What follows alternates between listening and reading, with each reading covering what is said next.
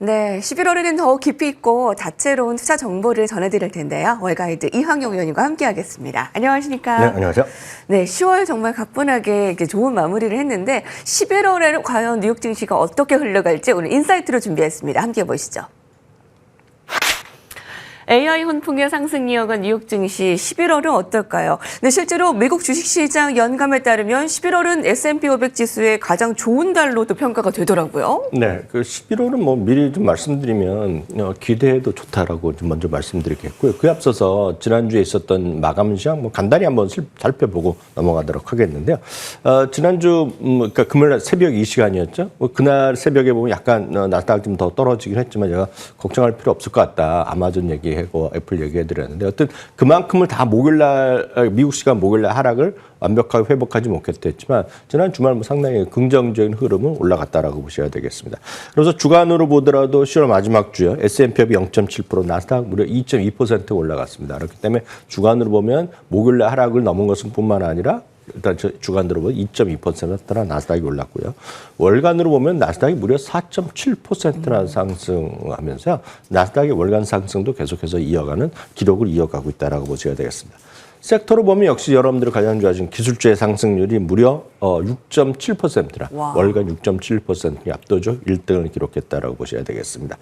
10월 증시는 한마디로 이제 정리해 보면 테크주의 강세가 좀 분명히 있었죠.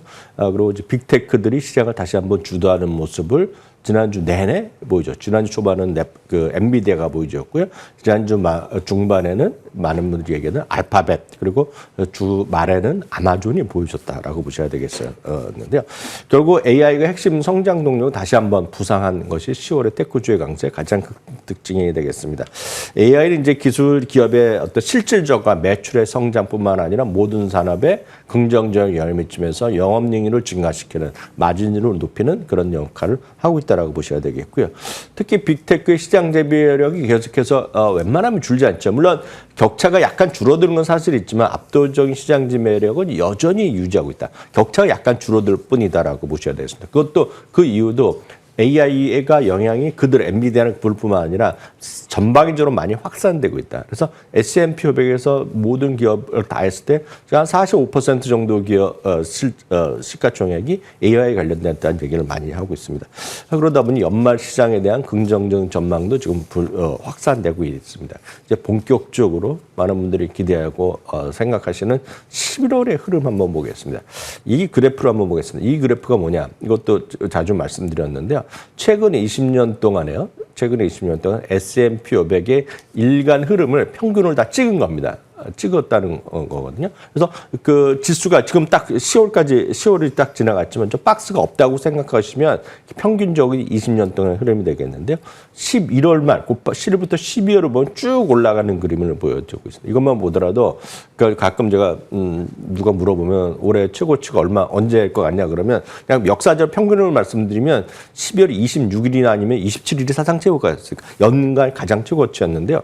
뭐 작년에도 마찬가지였고요. 올해도 거의 뭐 비슷하지 않겠느냐라고 보고 있습니다. 네. 작년에 나스닥은 12월 26일이 최고가였거든요. 네. 예, 그 S&P는 12월 2일로 기억하는데 어찌됐건 추가적인 상승이 11월, 12월 아주 강했다라고 보셔야 되겠습니다. 그럼 조금 더 월별로 조금 더 찍어서 좀 관찰해 보겠습니다.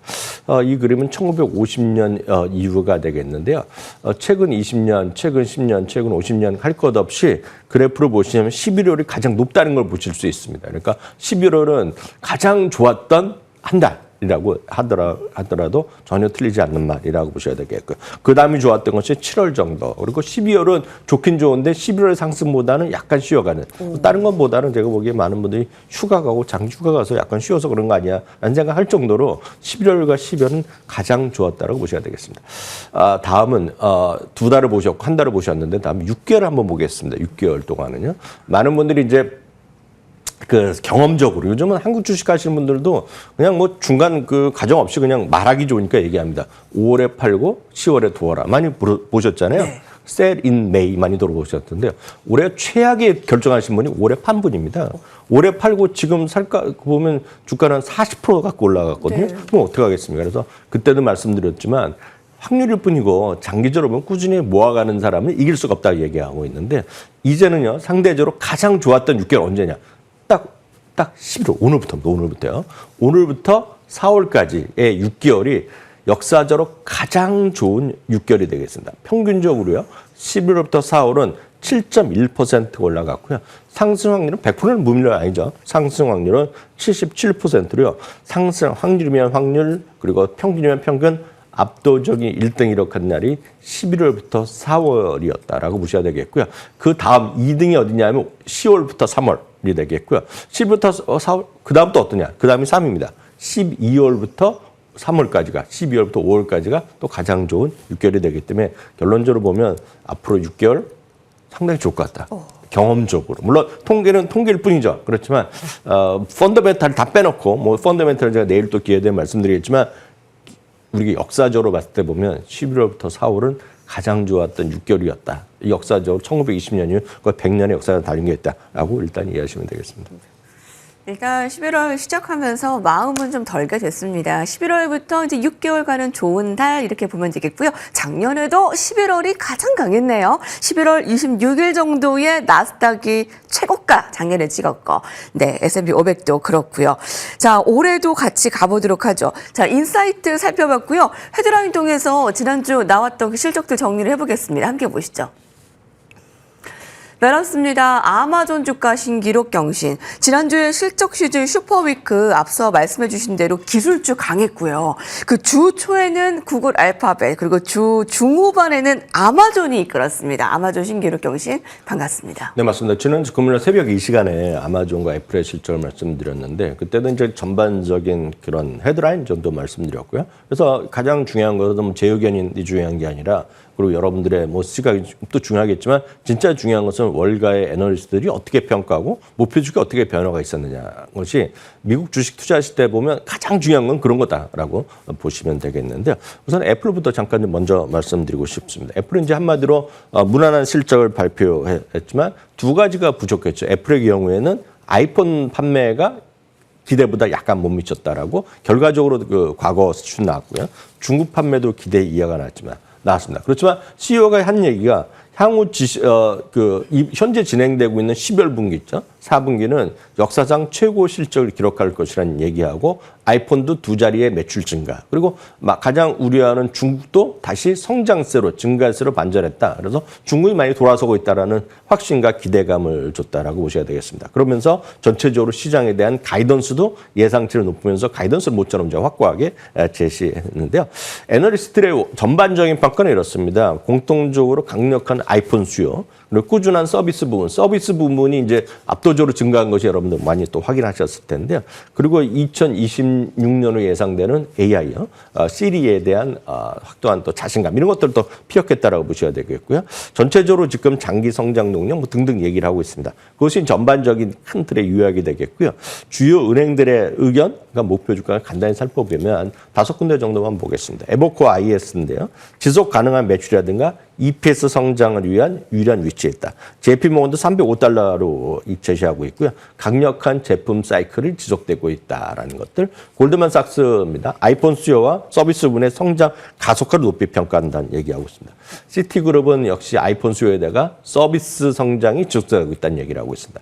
다음 뱅크 오브 아메리카입니다. 325달러로 여기 보이는 화면 중에서 가장 높은 목표 주가인데요. AI 기반의 시리 그리고 폴더폰 등의 장기 성장 동력이 풍부하다 얘기하고 있습니다. 반면에 UBS는 견고한 실적에도 불구하고 주가 상승이 여러 개 제한적이라면서 여전히 중립 의견을 제시하고 있습니다. 란 것들을 포함해서요. 마지막으로 표로 한번 정리해드리면 최소 지난주 금요일 날 실적 발표 이후에 최소 15곳이 목표 주가를 상향시켰다고 보셔야 되겠습니다. 다음은 이제 관심의 아마존이 되겠습니다. 아마존이 실제로 지난주 초까지만 하더라도요. 아마존이 연초 대비 여전히 마이너스 주가 그래서 많은 분들이 실망하고 이제 아마존 언제 팔아야 되냐 뭐 고민하시고 이랬는데 그때마다 제가 갖고 계시는 게 나을 것 같다고 말씀드렸는데요. 아마존이 단박에 한 방을 보여준 아마존이 있었습니다. 이 아마존이 여러 가지 멘트로 인해서 사실 이 모든 훈풍의 결론은 엔비디아로 가는 건데요. 아마존의 3분기 실적은 시장 예상을 완전히 큰 폭으로 상회한 결과가 나타났고요.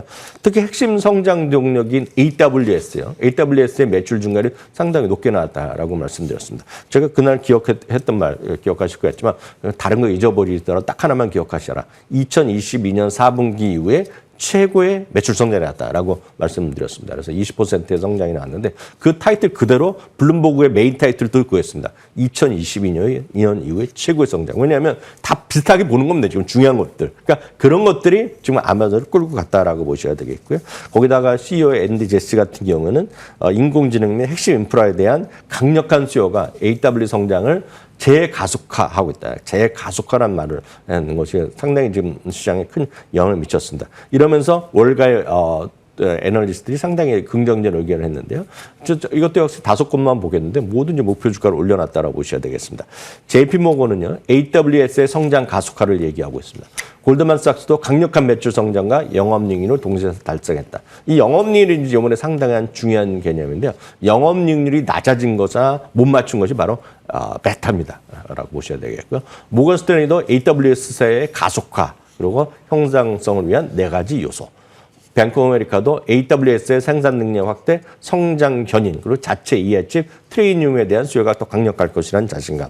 시티도 역시 AWS 매출 성장에 3분기에 재가속화됐고 4분기뿐만 아니라 내년에도 가속화될 것이라는 얘기를 하고 있습니다. 그러면서 이거는 5곳을만 예를 들어서 보여드렸고요.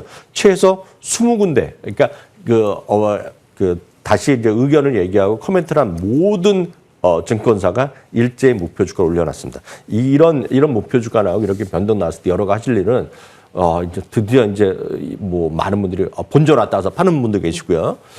이제 많이 올랐으니까 팔고 다시 뭐 사자 이렇게 하실 수 있잖아요. 물론 단기적으로는 주가는 쉴 수 있지만 제 경험적으로 보면 지금 갖고 계신 분 입장에서 말씀드리면 갖고 계신 분 입장에서 보면 팔면 후회할 가능성이 제가 봤을 때 조금이라도 더 크다라고 보셔야 되겠고요. 없으신 분은 한 주부터 시작하는 것이 맞다. 왜냐하면 아마존은 실적 발표 전과 후는 완전히 다른 회사가 됐다. 그것만 명심하시면 되겠습니다. 아마존이 지난주까지만 해도 그 마이너스였고, 이거 연간 상승률이 S&P 500 지수의 그 상승률을 밑돌았는데, 그래도 계속 좀 보유 의견을 주셨거든요. 한 방의 주말이었습니다. 자, 말씀해주신 대로 테크 섹터 압도적인데, 다음 헤드라인 살펴보시죠. CNBC입니다. 엔비디아 목표가 또 상향입니다. 엔비디아 목표가가 또 어느 정도로 또 최고 목표가가 나왔을까 궁금하네요. 네, 앞서도 이제 아마존 얘기하고요. 그리고 지난주 중반에 있었던 알파벳 얘기하고 그 와중에 또 메타도 있었고 마이크로소프트도 있었고 애플도 마찬가지입니다. 이 모든 것이 향하는 지향점은 어디냐? 이들이 가리키는 것은 결국 하나입니다. 결국 엔비디아가 좋아질 수밖에 없다라는 얘기를 하는 거죠. 그래서 젠스랑이 지난번에 우리나라 한국에 와서 우리나라 뭐 내노라 재벌 1, 2위 회장과 뭐 치맥도 하고 뭐 여러 가지 얘기하고 예를 들어서 26만 장의 지표를 뭐 한다는 거잖아요. 26만 개의 지표로 돈 받고 파는 건데 그거 엄청 대단하고 할 정도로 큰 뉴스가 되는 거는 그만큼 엔비디아가 대단한 회사라는 것을 다시 한번 전 세계에 알렸다. 그리고 그 전에 있었던 GTC에서의 자신감도 분명히 한몫하게 되겠는데요. 골드만삭스 얘기부터 해드리겠습니다. 목표 주가를 210에서요. 결론적으로 보면 240달러를 올려놨고요.